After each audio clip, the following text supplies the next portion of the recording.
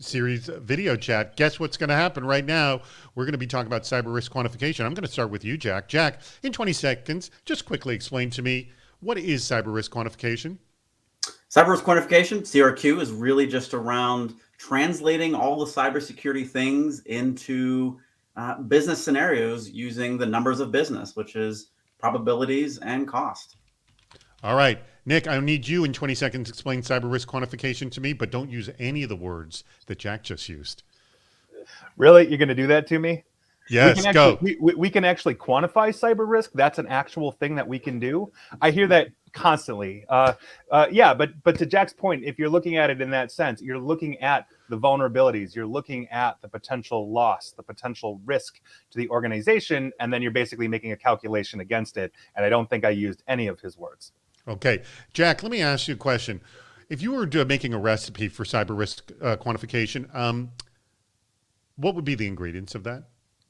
Yeah, it's going to be 1 part data, 1 part methodology, 1 part statistics, and 5 parts communication.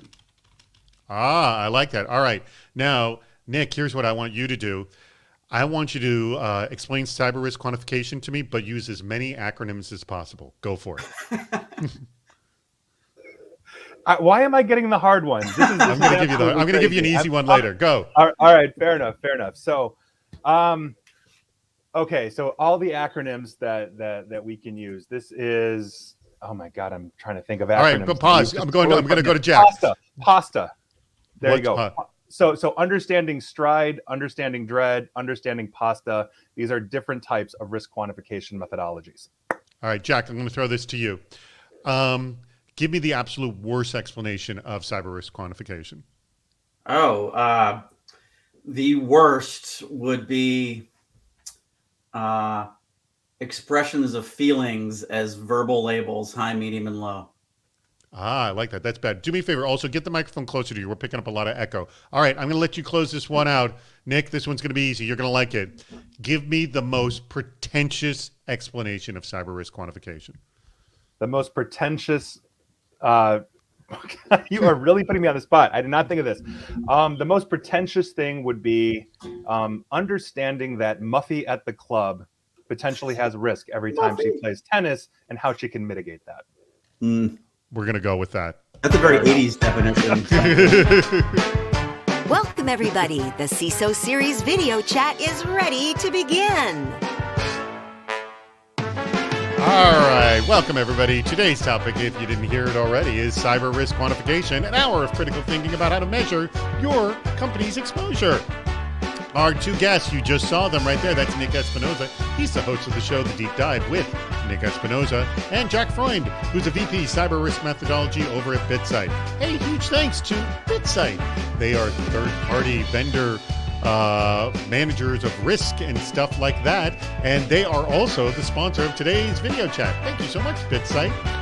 Guess what? 7 different ways you can participate. 1, the chat room. Many of you have already discovered that. 2, submit your worst idea for measuring cyber risk. You can also submit, how do we make it 10% better? Cyber risk 10% better. You can vote in the polls. You can join us on video with typing in Bring Me On, and Andrew, our producer, will try to bring on as many of you as possible.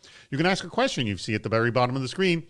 You can click that Ask a Question button, or you can also vote for your favorite question. Now, today's schedule, Explain It to Me, which you just saw just moments ago. Also, we are going to take your worst ideas for measuring cyber risk.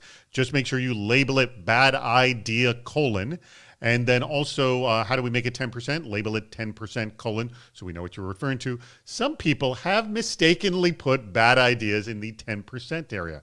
Let's try to not do that.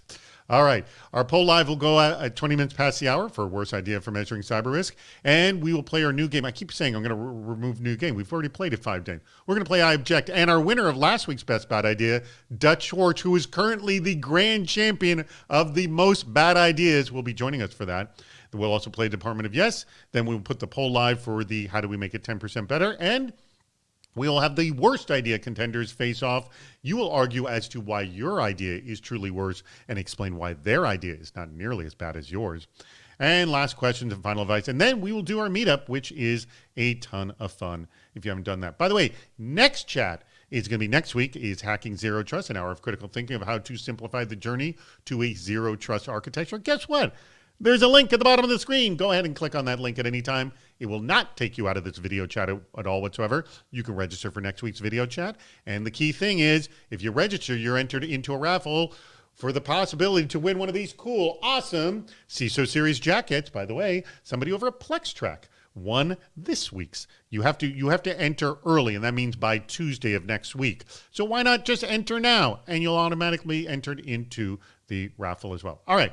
With that being said, let's close this all out and let's begin our discussion. Again, please feel free to ask questions at any time, and we want to see your bad ideas and 10% ideas. All right.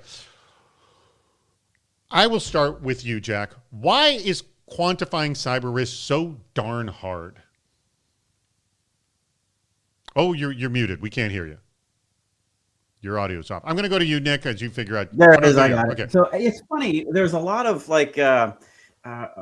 there's two different approaches to it. There is this sort of we are mathematicians and we can quantify anything kind of approach. And then there's this practitioner-based view, which has grown up outside of any formal methods for quantifying things. And they sort of are resistant to it. So I think it's always funny. This is probably, 10 years ago, I was at a operational risk conference. And on one side of the conference hall were people talking about very vague notions of cybersecurity controls and red, yellow, green. And across the hall were a whole bunch of presentations on quant that are measuring stuff that you would be amazed. And I thought, if only these two sides of the same conference can talk to each other, we can meet in the middle and really try to figure it out. So I think it's that old notion that, I've been doing it this way forever. I've been successful. Why do I need to change? And then this other view, which is a more insurance quantitative kind of view, like, of course, we're going to apply these same measures to it. Why wouldn't we do it to the cyber? Meeting in the middle is probably the better way to go. All right. And by the way, shift your camera yourself because we're only getting half of your head. I know. Nick, I gotta. Why do you think measuring cyber risk so darn hard? Because I think conceptually people have a hard time just with the concept itself. Yeah, and I think that's true. And actually, to dovetail with what Jack said, I think it's honestly for the same reason why the cyber insurance industry right now is in the middle of a reckoning. I mean, think about this. Cyber threat is continuously evolving, it's continuously changing. And so oftentimes it's very hard to set a standard for risk because you're constantly reviewing changes to the risk landscape. We have basic concepts and equations of how to essentially quantify and apply to risk. But as that risk is continuously changing, as cybersecurity pivots, it's very difficult. And honestly, I think it's because a lot of organizations really suck at understanding hard and soft dollars as it relates to risk. I can't tell you how many times I've just walked into an organization and I've said, okay, how many computers can be off for how long until it is so economically unviable for you? Torches and pitchforks at the CEO's door, you're out of business, and crickets, deer in headlights. It's unbelievable to me. That's a good way of putting it. And actually, Eli Migdal, who's with Bordish, and they do that at his company, I know, he made this comment, and I want to quote him here. Quantifying cyber risk is not hard. It's an old way of thinking. It's usually people who are trying to make it hard. It's no different. Quantifying cyber risk is no different than any other risk to the business. Do you feel that way, Jack? I think you have to. I think the business really decides what this risk is. There was a great survey I've been quoting on a couple pieces I'm writing that Gartner did. 88% of boards now see cybersecurity as a business risk. Congratulations, we've done it. Like, we've been working on this for a decade now, right? If not more. Hold on. But is there some past history of like maybe 5 years ago only 10% believed it, or how? What's the? I don't know what the trend is, but it feels like 88% is a pretty overwhelming thing. And I think that's good news. I also think it's bad news. Now that they're paying attention to it, now we got to rise to their level and start doing things the way that they're, accustomed to seeing it. Yeah. And to that point, if I may, sure. I think a lot of organizations really don't have executives that are trained in risk. Like I've seen a lot of CFOs that you would assume simply have that, and they kind of tend to grasp the concepts of it, but they don't understand holistically what risk is to the organization. And so, to the point of the quote that you said earlier, yeah, I think people tend to overly complicate this because they're not really stepping back and understanding just the concept of risk itself. So it's just a huge problem we have right now. So that brings up a really good point, and this was actually dovetails to my next question is, like, I mean, it's just such a core part of business. It's not a part of security, but it's a core part of business. And so try to make an equation. What happens if you just don't quantify cyber risks? Like, I mean, you made the point earlier, Nick, of saying like they don't even know how much time computers would have to be off before the company is now going under, kind of a thing. I think the worst outcome of not quantifying risk is, this might be an unsatisfying answer, but the worst outcome is a misallocation of scarce resources. So either you're going to be swayed by the personality of the CISO or the CIO to invest in things that don't really move the needle on risk, or you're going to underinvest in those things and then expose yourself to undue harm.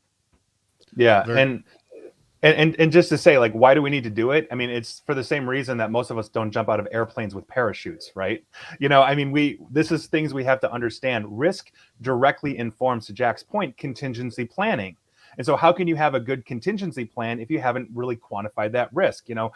Maybe your backups will recover you in a basic example in 24 hours, but maybe that's 18 hours too late for production. Maybe marketing can be down for a week and nobody cares. But if you don't understand that is essentially one of the problems we have. And with resource allocation, like Jack was saying, especially when it comes to things like contingency planning, risk directly informs that. And this is beyond cybersecurity. To your point, David, it's operational to the business. It's just fundamental of what we should be doing. All right, so let's skip ahead to really what the topic. I think we're all in agreement that you got to do this. So let's actually walk through some actual techniques of it, and we can bite off a little bits at a time here. Let's not do anything too grandiose at all, but let's start looking at different elements of how one measures cyber risk. I'll start with you, Jack. How do you do it? Well, I'll tell you the way that I've done it for a long time now. And by the way, I should have mentioned this earlier.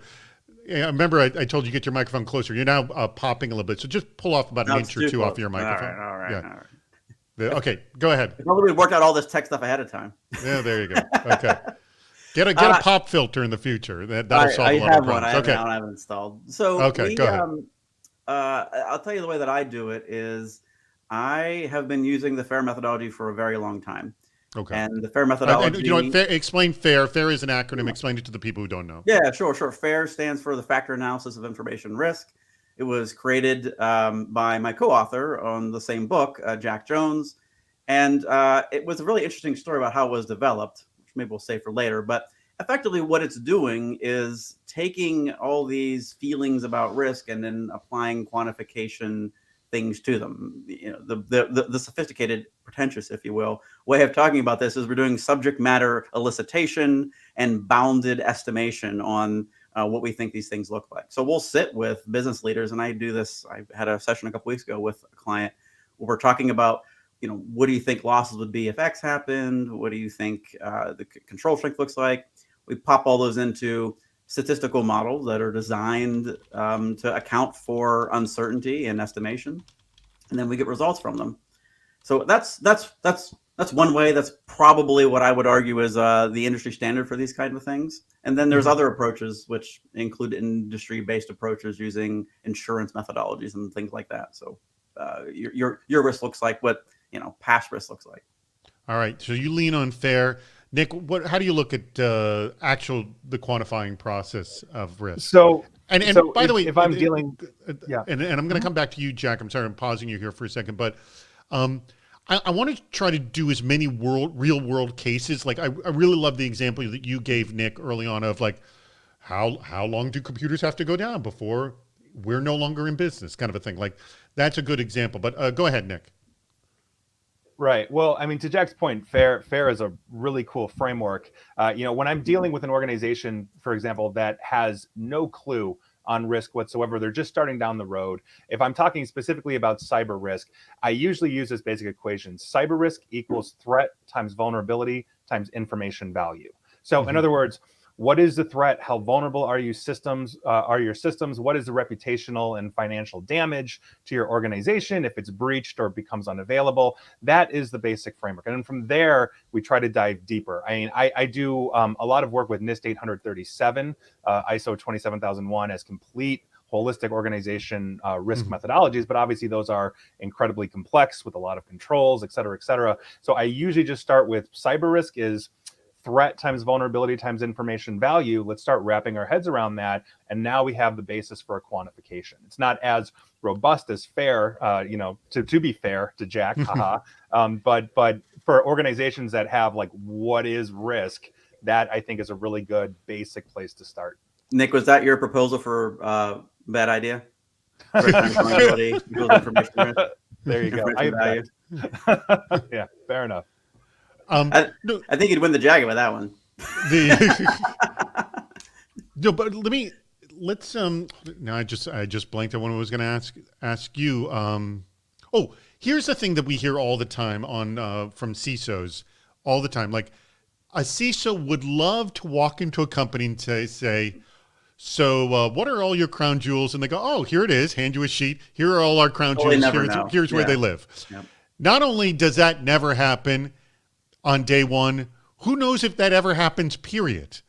Like it's a long journey. Why is this like you would think people would want to know where their crown jewels are, but it's something we often do not know and don't spend the time to learn that.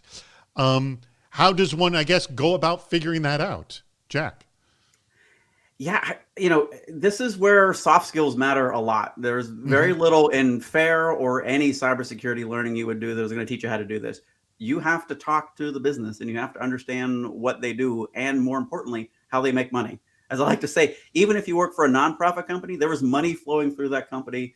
I worked for a very large bank that was a not-for-profit company. The NFL is not-for-profit. There's money flowing through every organization, even if it's a charitable organization.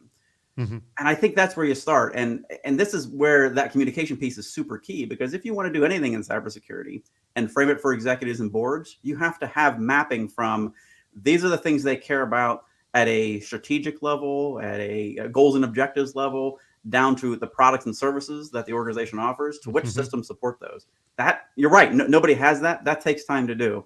And it's nothing but invaluable if you can do that. Yeah. And go ahead. Sorry.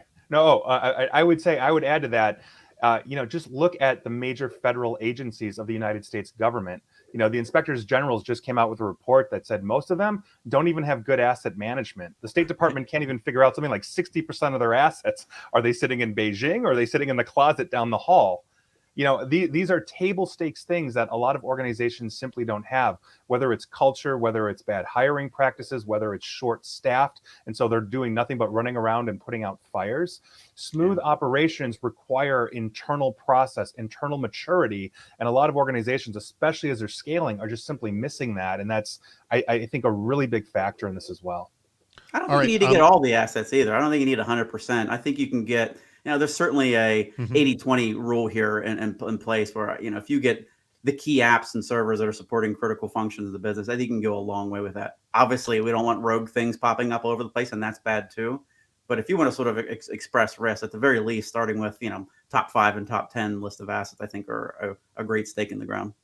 All right, let me remind everybody, we are a minute and a half away for the poll for the best bad ideas going up. So if you have not submitted your best bad idea, do it right now. Also, you can click the link at the bottom of the screen to register for next week's video chat. By the way, we only have 2 more video chats left in 2021 after this. And actually, the next video chat after that will not start till January 21st. So we're going to go like a good solid month without a video chat. But here's a quick question from Jonathan Waldrop, and then after that, we're going to play our next game. And Jonathan asks, if you're a new/young/small information security team, what's the best way to get started? This is a beginning, I guess. So this is kind of a started quantifying risk. And I think maybe your answer earlier, Jack, is probably the best answer of just start talking to people. Is that really the best way to start? I think it's the best way. And I think, but that's how you scope things, is figuring out what's in scope and then putting numbers around it. Listen, I've had many, many conversations over the past couple decades where I've met with executives and leaders and said, what would the same question that you offered, Nick, what would happen if the system went down? What do you think would happen to our customers if we lost all this data? How many would we lose? How many could we retain? What are the costs associated with it? So just sort of having that conversation does 2 things. One, it lets the business know you're interested in what they're doing, which connects those 2 parts of the company better. And 2, you can get data out of that. And even if the data is just sort of back of the envelope numbers, like, oh, we make X number of dollars per hour per day, that's an important number to when you start thinking about downtime, you start thinking about delays. It's critical to know how your business functions. Yeah, go ahead. Is that Nick? I mean, have you found that out? I mean, do businesses, they may know that because if they're keeping like sales reports and sales data, they know how much revenue is coming in daily. So if they're down for a day, that is X dollars of lost revenue. Yes. Right. Yeah, it is. It is. But a lot of organizations don't really understand holistically or apply that. Oh, we know every to the penny what every salesperson is making in the company. Well, great. I mean, how much are you paying in electricity? You know, if you have your business has remote workers, you know, are they sitting at home watching Netflix on your dime all day? Well, this, you know, these are things that we need to quantify.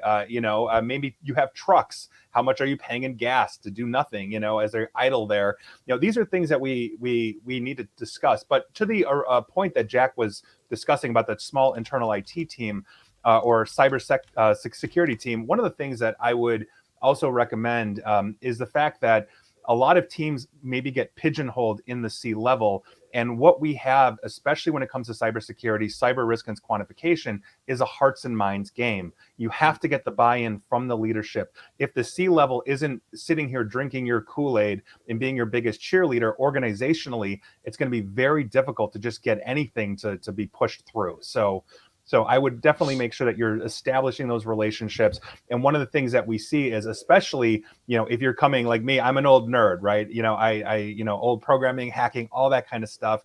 You know, learning those business skills was the next evolution in my career, so I could actually start talking at it at an actual executive level. And that's something that I really think every IT or cybersecurity person should start developing in their career if they want to mature it.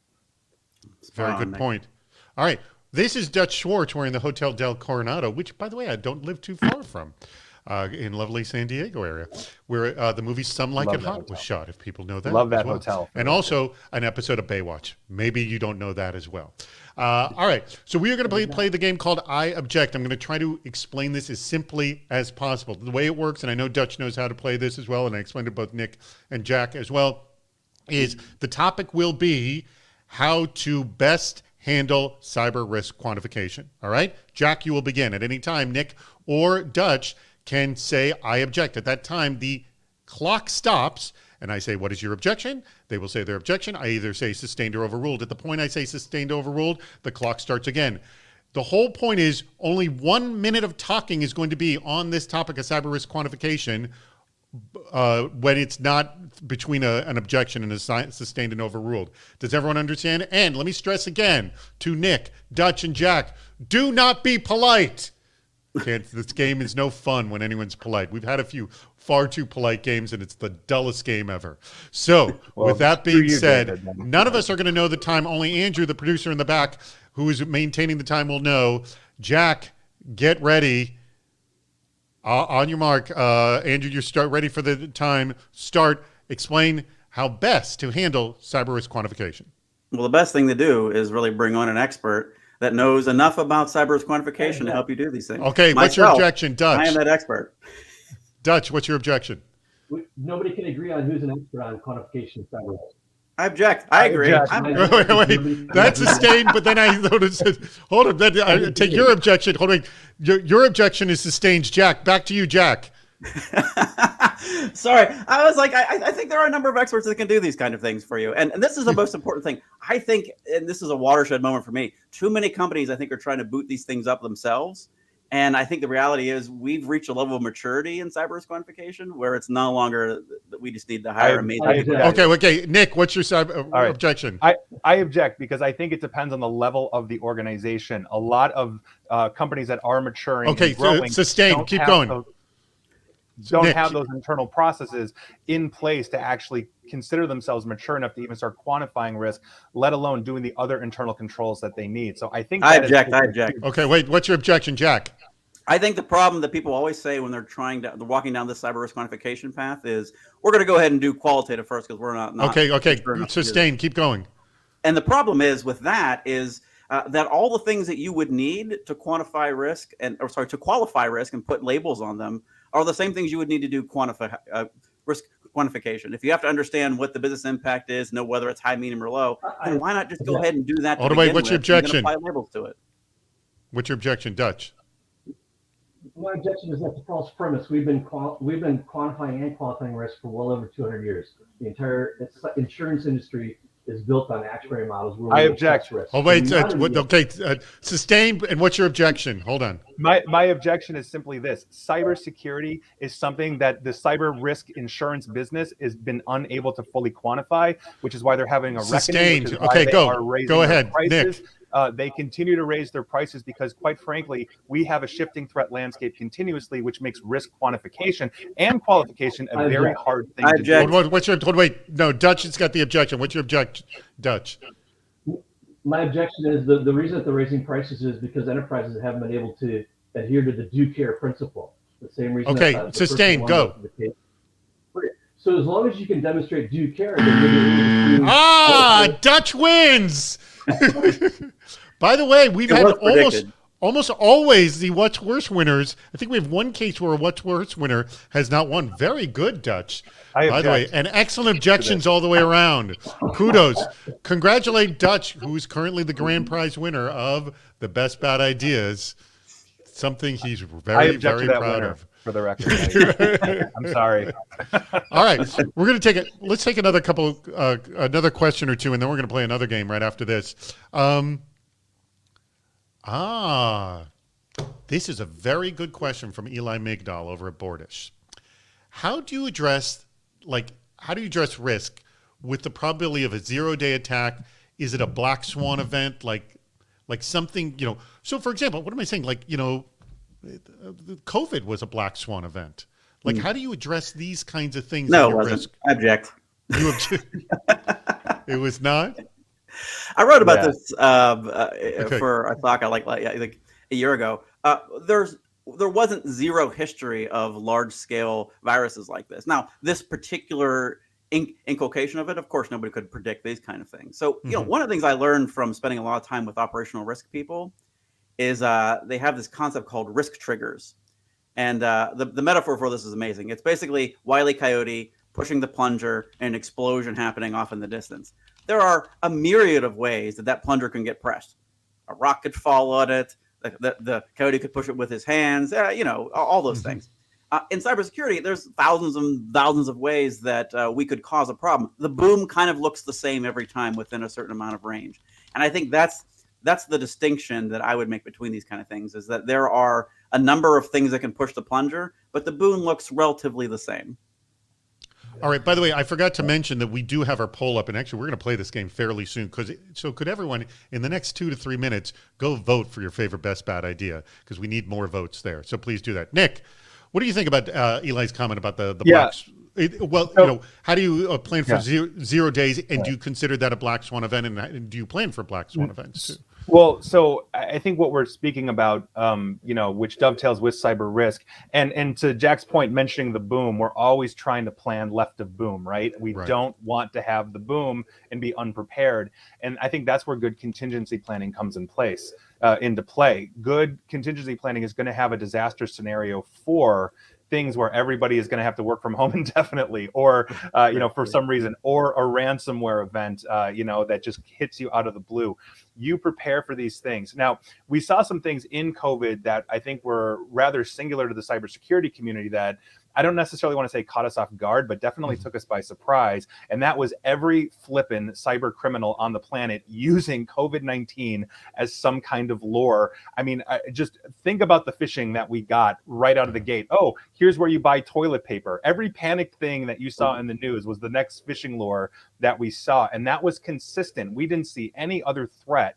And basically at its height, we saw criminals registering almost 5,000 domains a day at the beginning of this thing. So that was, I think, an unusual event that cybersecurity community had to adjust for. But no, to Jack's point, these are things that we should be planning for right out of the gate. We really should. All right. Now, I also want to point out that, and hopefully more people did vote on the best bad ideas. Hopefully you are, and we're going to play in just a second. I want to point out, and this happens a lot, security people have a lot of really, really bad ideas. But when we try to stress the good ideas, the 10%, We get very, very few, and currently we have one. So right. Come on, let's get some more good ideas in here, people. All right. With Well, that if there's being 99% bad ideas, or 99 bad ideas and one good idea, then we've hit that 10%. Honestly, well, I guess that's 1%. Well, 1%. We need 1,000 manages bad ideas. risk. Come on, hurry up. All right. Oh, we got a call. It just came in. Hello, welcome to the Department of Yes, where no request is ever rejected. All right, we are going to play the Department of Yes. All right, I'm scanning through these. All right. I like this one. And by the way, pipe up if this is your bad idea, because we definitely want to hear if this is your bad idea. All right, I'll have you start, Nick. This is the bad idea, but you're playing the Department of Yes, so you have to say yes to this. Again, you are not allowed to be facetious. And here it is. Allow executives to swipe left if they don't like a risk. I think that. Yeah, I mean that. Oh, sorry. Go ahead. Oh, I'm sorry. Am I going? Yeah, Nick, you go first. I'm sorry. Nick, go first, and then Jack. I'm sorry. Nick, go Okay. First. Sorry about that. Yeah, well, they should be able to allow to be swipe left on whatever it is. They should know the business better than anybody else. Therefore, they should understand the risk. And if they don't consider it a risk to the business, they should be able to knock it off. That is true. Hooray! All right, Jack. Why do you think this is an idea you want to do? I mean, this is basic just risk acceptance, right? If you think about Tinder as a risk register, that's exactly what this is. I agree. Yes! All right, good job, both of you. All right, let's find the second one we're going to do here. All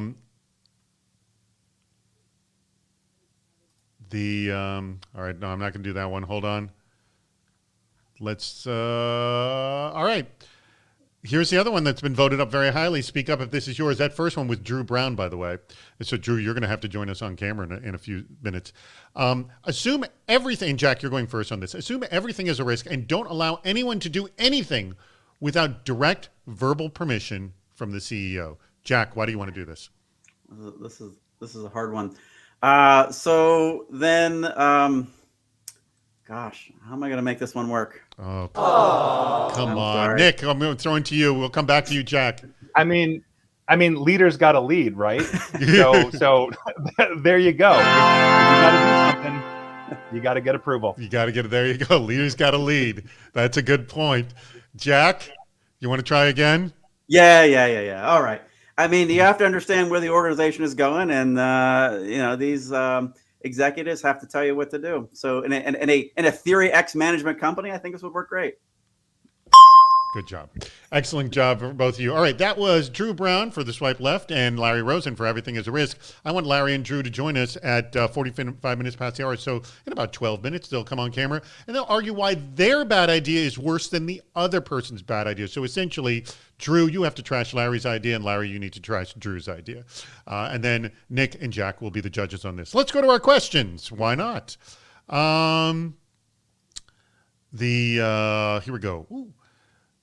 This comes from Mia Clift. I haven't even read this, but let's read this one. Imagine you're just getting started to get a risk program going at an organization and a cyber organization. While they may have some practices in place, there's a huge amount of risk because of a lack of asset management. How do you even begin the quantification and the discussions to leadership therein? So, good point. So essentially, Mia is saying, if you can't, the classic line of you can't protect what you don't know you have. So can you have I think this is a good question. By the way, Larry cannot join. We'll need a proxy for Larry. So please pop up if you can't, if you can be a proxy for Larry.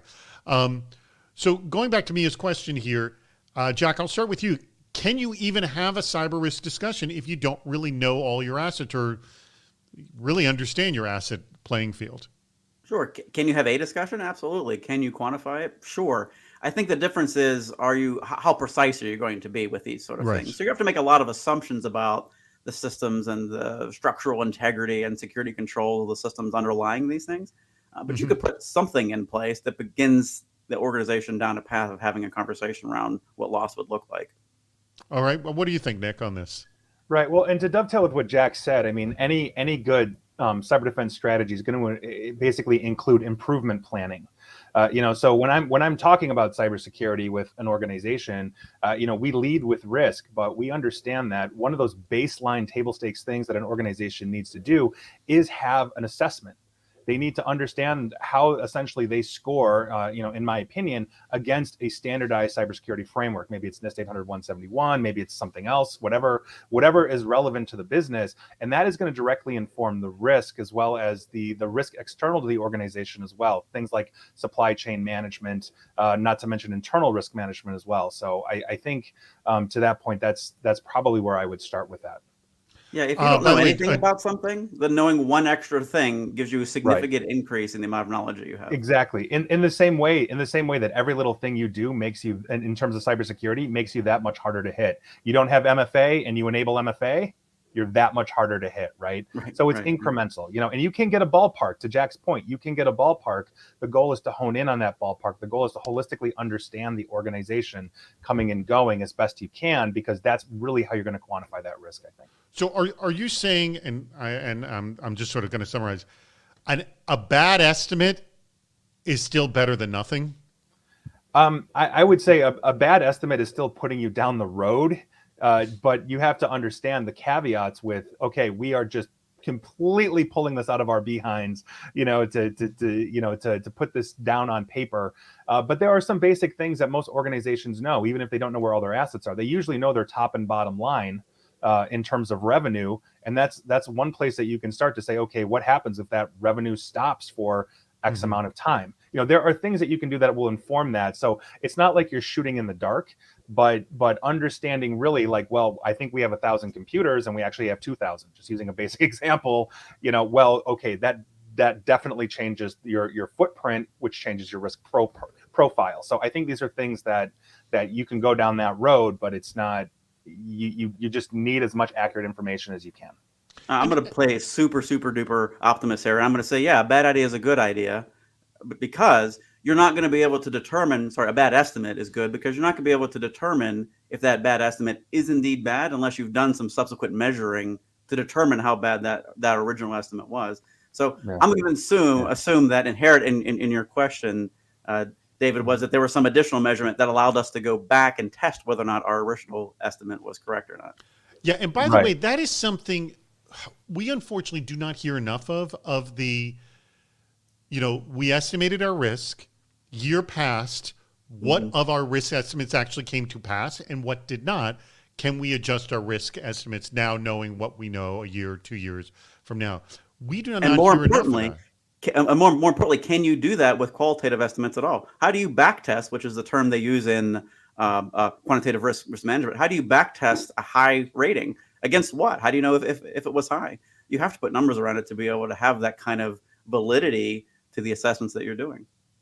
By the way, I just want to mention that many people have been voting for having Dutch come on to be the proxy for Larry Rosen because he can't come on to defend his horrible idea. But Dutch is eager to have someone else join in. I think there was an effort to get Brian Hoagley to join on as well. So let me see if Brian will join. I would love to have Brian come on and defend Larry's horrible idea. So let me know. We're going to be doing that in about 7 minutes. All right. So newbie question came in from Lauren here. 100% newbie question. She says, is the risk evaluation tied to an index of some kind? So this is what, fair other sort of models, such as the 50-day moving average of Bitcoin. What do you say to this? Like, gosh, I really is there a risk index? No, but is there a risk index that everyone can sort of rally around? Because I will tell you that, like, many of the vendor products that are sold out there have scores and numbers and colors and charts and things like that. And executives like to see things simplified like that. While it can look wonderful, does this help us in our effort? Or is it an index not telling a story at all? I think it's helpful. I think that the trouble is, what is that index? What's that threshold? I'll tell you one of the things I tell people all the time. Do either of you use any kind of index for that matter? Oh, for sure. I don't want to get too salesy, but this is something in my current role. No, please feel free. Feel free to say what BitSight does here.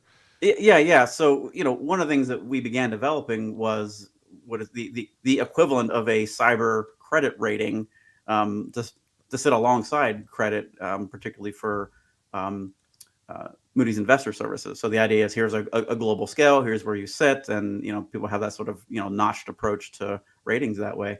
The trouble with quantification in general is when you see that distribution of loss potential, that's overwhelms and delights management for a time, and then you start to have this sort of question like, okay, well, how do I move this, and is this okay, and is this enough? There's follow-on questions around risk appetite, which is helpful. But if you're looking at it from an outside-in perspective, I can't ask you how much debt you have and build a credit rating around it. I have to sort of have these impartial views of what your loss potential is, and if that's good or bad for you. And that's where the notion of financial materiality comes into play. I think that's a good beginning point and a proxy for having a risk appetite conversation. I think that's probably a very disappointing number for a lot of cybersecurity people because it means a lot of things fall below that threshold, unfortunately. Okay. We are, by the way, if you haven't clicked the link at the bottom of the screen to register for next week's video chat, please do that as well. Oh, and I don't think I even mentioned at the beginning, we do our meetup at the end of the hour, so please stick around for that. That link at the bottom will change to our meetup link, which is really fun. 30 minutes of, we'll all have some FaceTime with each other, which is fun. I don't know, I'm trying to find out, has anyone put up their hand to step in for Larry? Hopefully someone is. So please type in the chat room if you do that. Let's, I want to go to one of my questions for that matter. Here we go. How do you balance both business and technical risk, Jack? I think the truth to this is that technical risk only exists in the concept of some business or operational objective. So I think it's a factor in doing business risk. You have to understand what are the contributing causes, what are the controls, and then what are those outcomes, which are always going to be on that business side. Any cyber risk assessment that doesn't account for business income is really just a control assessment telling you if something's in place or not. Yeah, and I totally agree with that. And we've walked into a lot of organizations that have had a risk assessment done, and it's purely quantification of security controls, which is important, don't get me wrong, but it's not holistic in nature. And how you balance business and technical risk, the short answer is very, very carefully. Basically, think about it this way. If an organization doesn't understand a risk or risk appetite, like Jack was talking about, then it becomes really a lopsided affair one way or the other. Right. I mean, and that I think is a huge thing. You're either way too cautious, which can potentially harm morale to the business as well, not to mention affect your bottom line, or you're too loose and you're too fast. And then basically every criminal hacker and foreign intelligence agency on the planet can tell the world what your CEO had for lunch. I mean, there is that balance that needs to be made as you're quantifying that. But yeah, I mean, to Jack's point, I think understanding the risk and the risk appetite and having an actual assessment that is informing your hard and soft dollars, I think is just beyond important. It's so many organizations just fall down on that when they're talking about cybersecurity, because a lot of cybersecurity professionals aren't starting with risk. They're starting with, well, I know my firewall, I know my EDR, I know my, whatever it is, and not actually starting to say, okay, let's look holistically at the business to see what the impact of having this or not having this will be. And I think it's just table stakes. It really is. And that's part of the problem when you just have a technological assessment. And I'll pick on these sort of NIST control maturity assessments here. If you look horizontally across the industry, there's a lot of 3-point somethings. Basically everybody's in that 3-point something to 4-point something range for all their controls. There's some that are outside of there too, but if that's the case, if you can sort of not do the assessment and estimate that your maturity is going to be about 3.5 based upon your industry, I don't know if it's telling you anything useful to be able to make a decision on. Yeah. By the way, we have our 10% better poll up, and if you click on the polls, I believe you have to kind of scroll to the bottom to see that. But there's 10% better ideas. So congrats on coming up with 5 good ideas. We appreciate that. Thank you very much. All right. Let's bring in both Larry. No, not Larry. I'm sorry. Brian Hoagley stepping in for Larry and Drew to essentially defend their bad ideas and tell the other one why their bad ideas not nearly as bad as theirs. So let's invite both of them on right now. And again, let me remind everybody to click the link to register for next Friday's video chat if you have not already done that. And we're 15 minutes away. And by the way, they're both connecting right now. We're 15 minutes away from the end of today's chat. And then we're going into our meetup. So stick around for our meetup. Please. I love seeing all you, chatting with all of you. It's a lot of fun. as well. And I see a lot of new faces here. So like Elise, I don't think I've seen here before. And well, Steve Cobb I've seen a few times. Anyways, all right, there is Brian Hoagley from Boston, yes? Yes, good to see you. Where in Boston are you, Brian?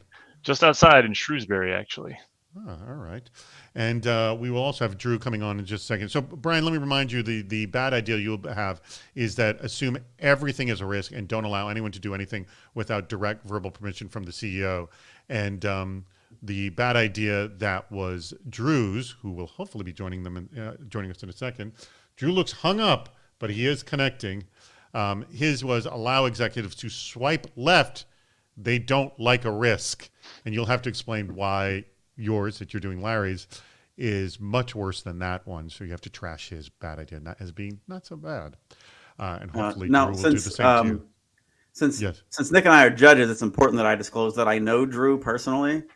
That's fine. That's totally in my favor. Yeah, I should also disclose that I am 100% open to bribes. So there you go. So That's please feel free. I can send you a PayPal account. All right. I don't know if we're getting Drew coming on. He's hung up, but he is connecting.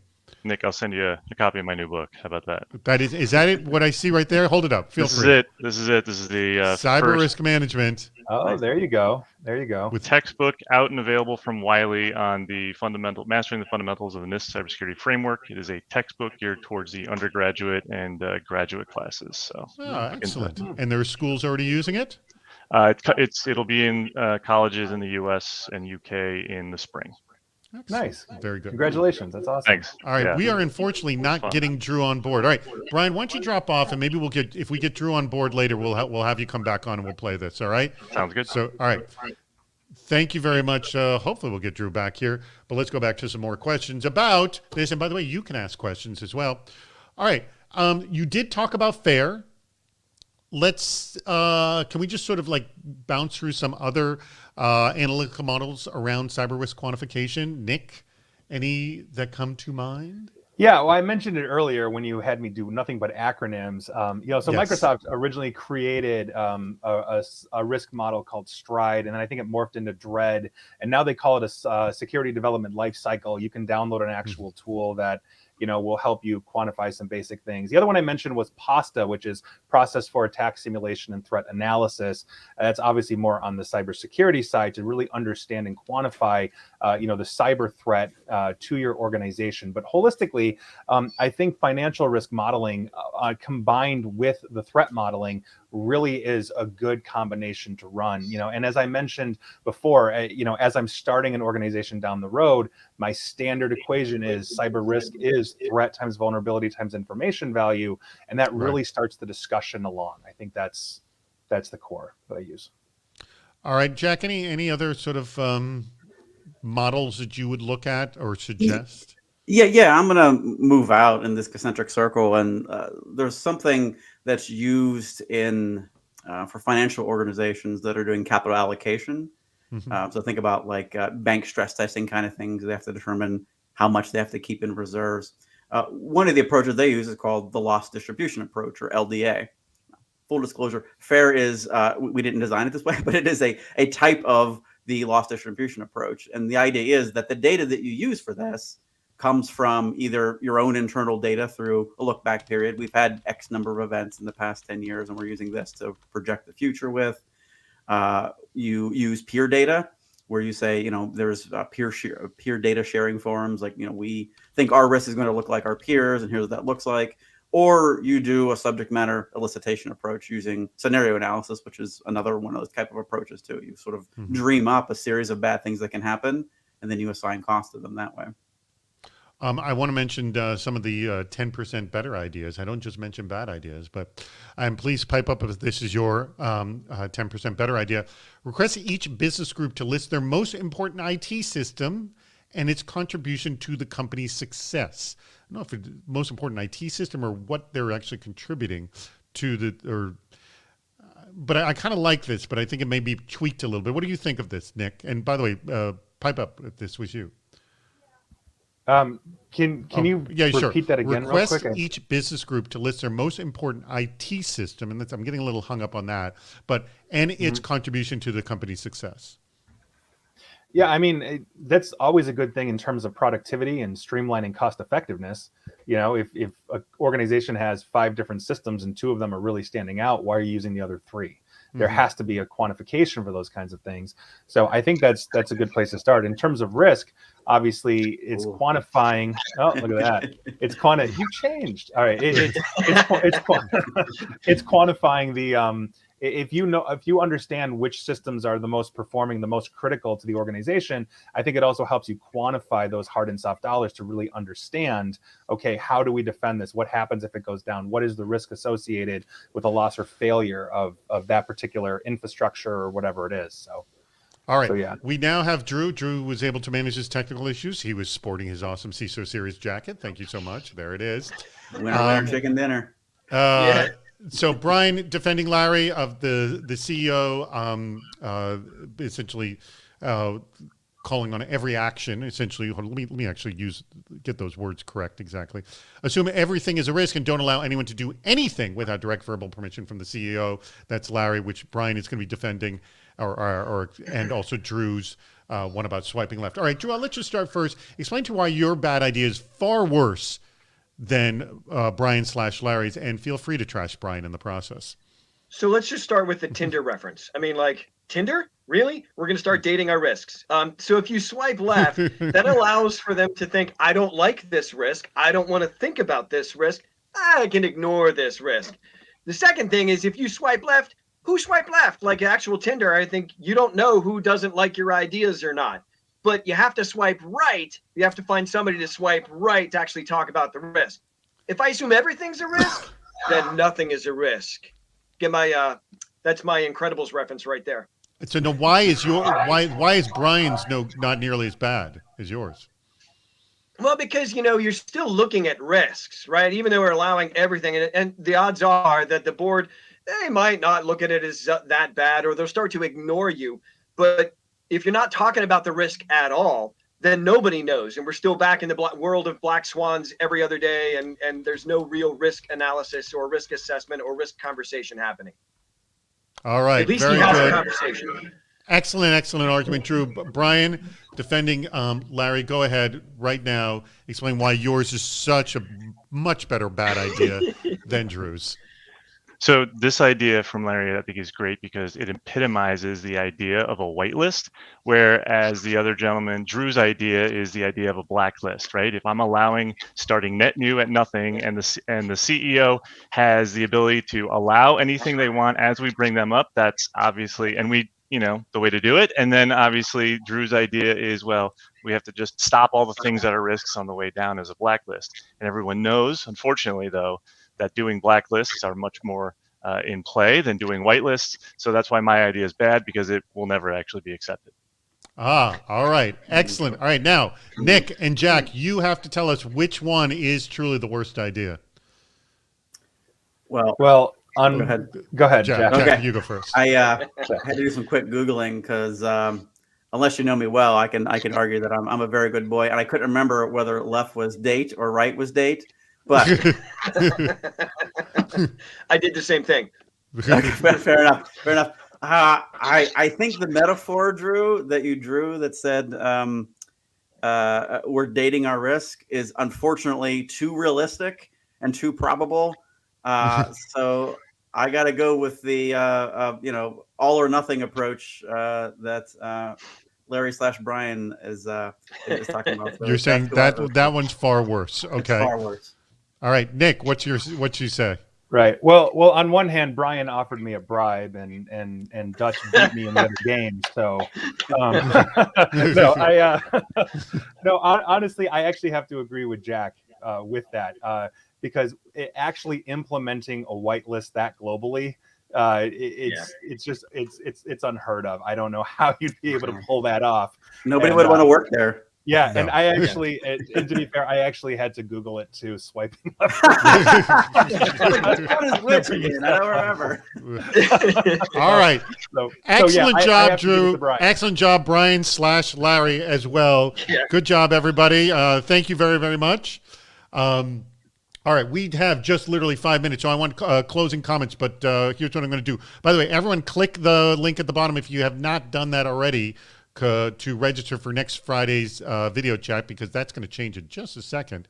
I want to thank our sponsor, BitSite. Thank you so much for sponsoring today's video chat. Again, they're available at bitsite.com. They do third-party risk management. So if this whole idea of this discussion of quantifying risk is up your alley, which it should be, as we have discussed, check them out at bitsite.com.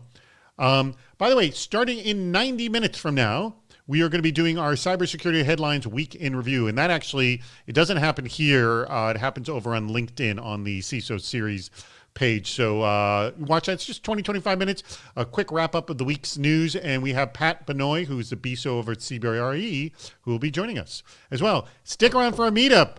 Go ahead and change that link at the bottom of the screen, Andrew.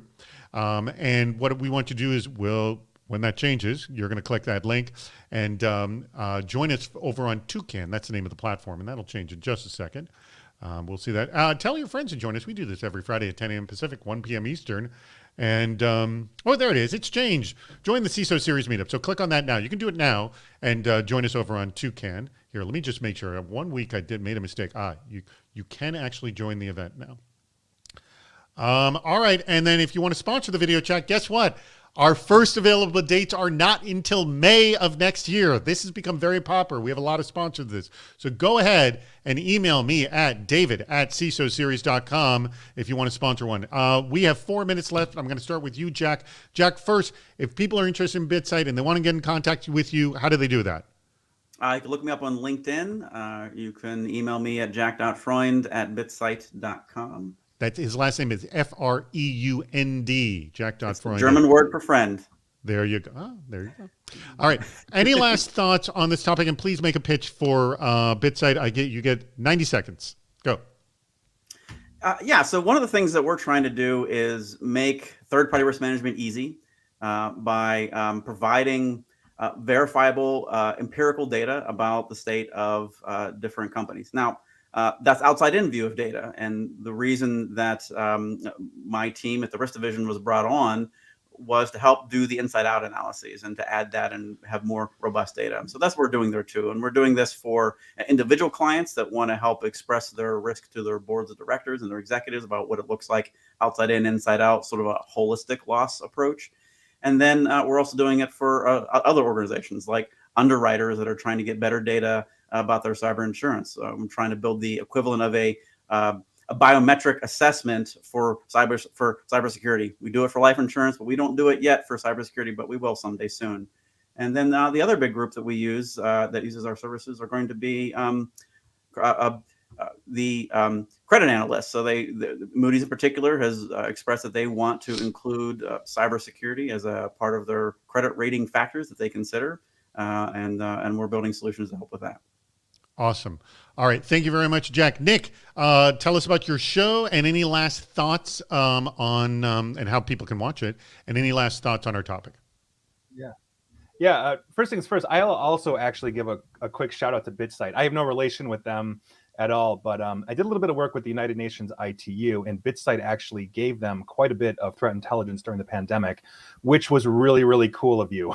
So I'm a fan of that. Now, as for me, you can find my nationally syndicated radio show either on a Pacifica or NPR affiliate near you. Hopefully, I'm not on every station, but I'd like to be. It's the Deep Dive Radio Show. You can find me on Twitter at Nick A. ESP, LinkedIn or Facebook at either Nick A. ESP or Nick Espinoza on LinkedIn. And feel free to connect, say hi. I love to hang out. Now, with that, in terms of just closing thoughts, I think it's important to understand that if your organization really has not gone down the risk road, it's important to start the discussion, even if it's at the most rudimentary level. And also understand, especially if you're a cybersecurity professional here, that this is a hearts and minds situation. You have to have the buy-in from essentially the C-level that is going to be able to push this through the organization. They have to be your biggest cheerleaders, which means you have to speak at their level. Don't get, I see this constantly as I'm coaching CIOs that have come up from IT directors. Don't get into this speaking straight up nerd to the C-level. Understand that they have a 3 to 5 year vision or more for their organization, and you basically protect the engine of their economy. You need to speak in that language, or you you are not going to get anywhere talking to that level. Therefore, your risk management isn't going to go anywhere, and it really needs to. So that is my parting thought. That is a Things good. that got you here aren't going to get you there for sure. Yeah. Thank you very much, Nick. Thank you very much, Jack. Thank you very much, BitSight. Thank you, everybody in the chat room as well. We have 10 seconds, so I'm just going to say thank you, Andrew, to our producer, and click the link at the bottom of the screen and join us in our meetup. We'll be there for the next 30 minutes.